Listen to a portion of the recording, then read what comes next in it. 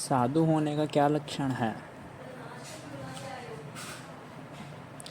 ये मैंने ओशो से सुना है और मैं आपके साथ साझा करना चाहूँगा। ओशो में बोलते हैं, एक बार एक मुसलमान फ़कीर भारत आया। राह चल रहा था। राह के किनारे एक उसने भगवा वस्त्र में बैठे एक साधु को देखा। मतलब लोग मानते थे कि ऐसे प्रकार के लोग साधु होते हैं भारत में। तो वो फ़कीर गया, जिज्ञासा थी फ़कीर के अंदर। तो फ़कीर गया उस साधु के पास और उसने पूछा कि साधु होने का क्या लक्षण है। तो साधु बोला कि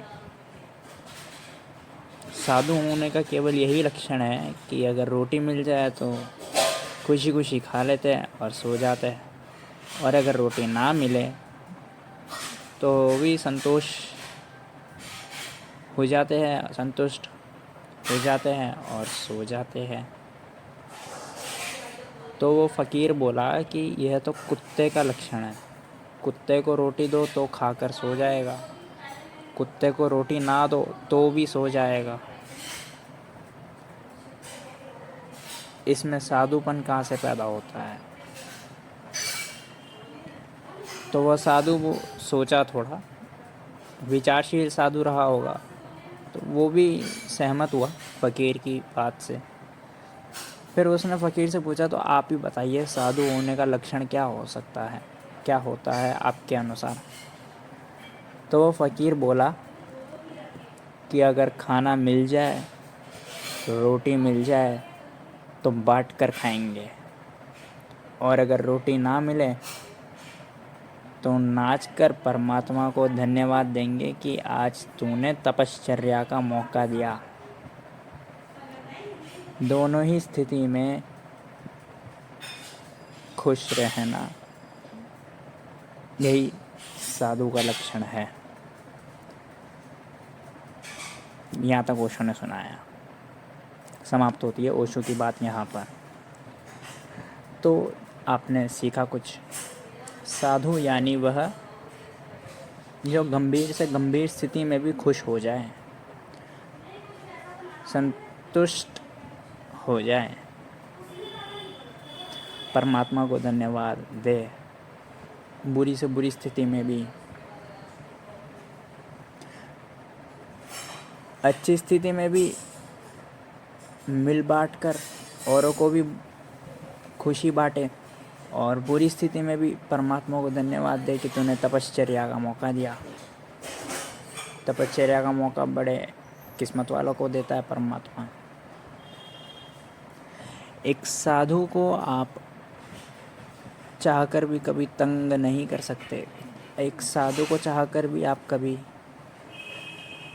उदास नहीं कर सकते। भले ही आप कितना भी बुरा कर ले आप उसका, लेकिन वह उदास नहीं होगा भीतर से। वो भीतर से परमात्मा को धन्यवाद ही देगा। यह होता है एक साधु। अब साधु का मतलब ये नहीं कि आपने संन्यास धारण कर लिया और आपने गेरुआ वस्त्र पहन लिए, या आपने वस्त्र त्याग दिए, आप नग्न साधु हो गए, नागा साधु हो गए। साधु का मतलब वह नहीं होता कि आपने सांसारिक जीवन छोड़ दिया, बीवी बच्चे सब छोड़ दिया, माँ बाप छोड़ दिया, पढ़ाई छोड़ दी, चले गए एक आश्रम और वहीं पे रहने लग गए। नहीं, जहाँ भी आप हैं, चाहे आप आश्रम में हो इस समय, या फिर आप अपने घर में हो, या संसारी जीवन जी रहे हो, अपना कामकाज कर रहे हो, विद्यार्थी हो या व्यापारी हो या राजनेता हो, कोई भी हो सकते हैं आप।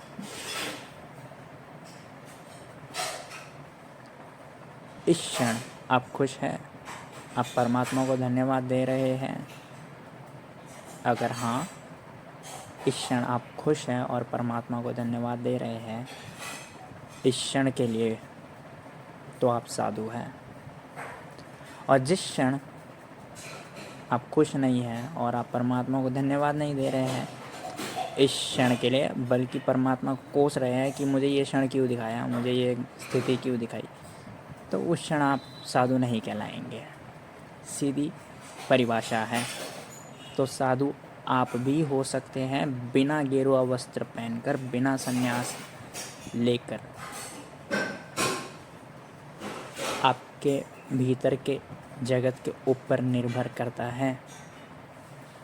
आपके सामने कोई भी परिस्थिति आ जाए, आप उसका कैसा सामना करते हैं, उस सामना करने के ऊपर निर्भर करेगा कि आप साधु कहलाए जाएंगे या नहीं। एक साधु तो अपनी मौत को भी खुशी खुशी देखता है। इसके लिए मैं आपको एक स्टोरी बताता हूँ जो मैंने ओशो से सुनी है। मैं शुरू करता हूँ। ये ओशो बोलते हैं कि बुद्ध का एक शिष्य था, पूर्ण। दरअसल उसका नाम कुछ और था, लेकिन बुद्ध उसे पूर्ण ही बुलाते थे, क्योंकि वो इतना ध्यान, इतनी गहराई में पहुंचकर अब वो पूर्ण ही हो गया था, फुल 100% हो गया था, जो एक मनुष्य को होना चाहिए। तो बुद्ध उसे पूर्ण ही बुलाते थे। अब वो इतना तैयार हो गया था कि अब वो बुद्ध का प्रचार प्रसार, शांति का प्रचार प्रसार अलग अलग गांव में जाकर कर सकता है। तो पूर्ण आया बुद्ध के पास कि अब आप हमें आज्ञा दीजिए कि हम लोगों के पास जाए, प्रचार प्रसार करें कि आपको कैसे शांति प्राप्त हो सकती है, ये जो तनाव भरा जीवन है आप इससे कैसे मुक्त हो सकते हैं। तो बुद्ध ने आज्ञा दी और बुद्ध ने बोला कि आप जो चाहे उस गांव में जा सकते हैं।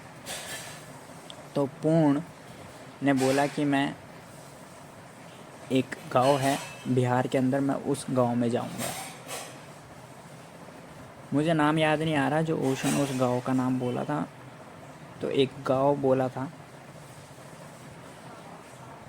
फिर बुद्ध ने बोला कि वह गांव तो बहुत ख़तरनाक गांव है, वहाँ के लोग बड़े ख़तरनाक है, जानवर है, मनुष्य तो बोल ही नहीं सकते उनको,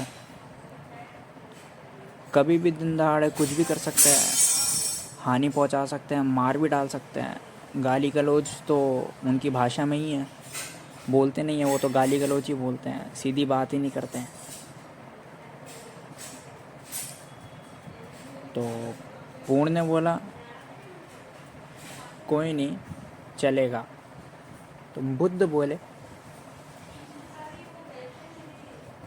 चलो तुमसे एक 3 सवाल पूछता हूँ, अगर उन्होंने तुम्हें गाली दी, तुम गए और तुमने प्रचार प्रसार करा शांति का, और उन्होंने तुम्हें गाली दी, तो फिर? तो पूर्ण बोला आप भी पूछता, आप भली बात ही जानते हैं कि मैं धन्यवाद दूंगा परमात्मा को, मैं धन्यवाद दूंगा उन लोगों को भी कि वो सिर्फ गाली ही बोल रहे हैं, मार नहीं रहे हैं। फिर बुद्ध ने बोला चलो दूसरा सवाल पूछता हूँ, अगर उस गांव के लोगों ने तुम्हें मारा फिर? तो पूर्ण बोला आप भी भली बात ही जानते हैं, मारेंगे फिर भी मैं धन्यवाद दूंगा परमात्मा को, और फिर भी मैं धन्यवाद दूंगा उन लोगों को कि सिर्फ मार ही रहे हैं, मार ही नहीं डाला, जिंदा ही नहीं मार डाला, तो सिर्फ मार ही रहे हैं। तो धन्यवाद देता हूँ कि आपने मुझे जान से नहीं मारा, सिर्फ मार रहे हैं। फिर बुद्ध ने बोला मैं तीसरा सवाल पूछता हूँ, अगर उस गांव के लोगों ने तुम्हें मार ही डाला, जिंदा ही मार दिया, जान से मार दिया, फिर? तो पूर्ण बोला आप भी भली बात ही जानते हैं, अगर उन्हें मार ही डाला मुझे, मैं फिर भी धन्यवाद दूंगा उनको। जीवन में मुझसे और भी पाप हो सकते थे, अब उन्होंने मार के मेरा जीवन ही पूर्ण विराम कर दिया और अब मुझे सदा के लिए मुक्त कर दिया। जो भविष्य में संभावनाएं थी कि मैं पाप कर सकता था, उन पाप के करने से भी मुझे रोक दिया और पूर्ण विराम दे दिया और मुझे मुक्त कर दिया इस जीवन से। तो मैं तो परम धन्यवाद दूंगा उन लोगों को और परमात्मा को। तो बुद्ध बोले अब तू तैयार है जाने के लिए पूर्ण, जा, तुझे मेरी आज्ञा और आशीर्वाद मिलता है और सदा के लिए तो आनंदित रहे, ऐसा मेरा आशीर्वाद है, जा। तो देखा, पूर्ण के सामने अगर स्थिति आ जाए कि लोग उसे जिंदा मार ही डाले तो भी वो धन्यवाद देगा। ये होता है एक साधु के सामने अगर उसके मौत भी खड़ी हो तो भी वो मौत को धन्यवाद देता है।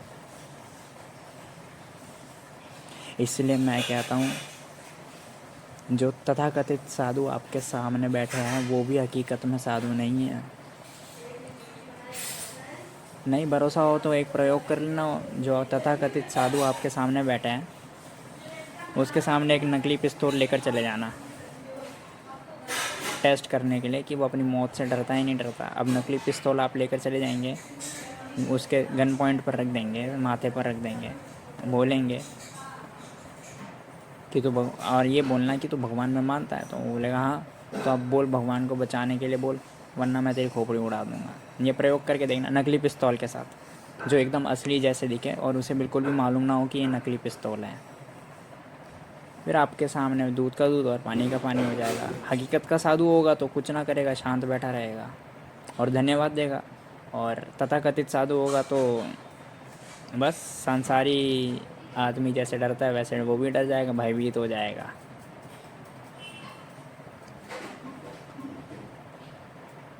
साधु कोई भी हो सकता है, पुरुष, महिला, बच्चा, बूढ़ा, वयस्क, किशोर, कोई भी।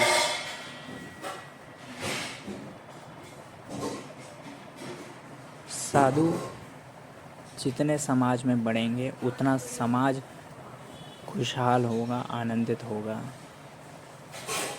जितनी साधुओं की संख्या कम होती रहेगी, बल्कि तथाकथित साधुओं की संख्या अगर बढ़ती रहेगी, उतना संसार में, उतना समाज में विषाद होगा, दुख बढ़ता रहेगा और पाखंड बढ़ता रहेगा। सब्सक्राइब करें अगर ये चलचित्र मददगार साबित हुई हो तो, और साझा करें यह चलचित्र।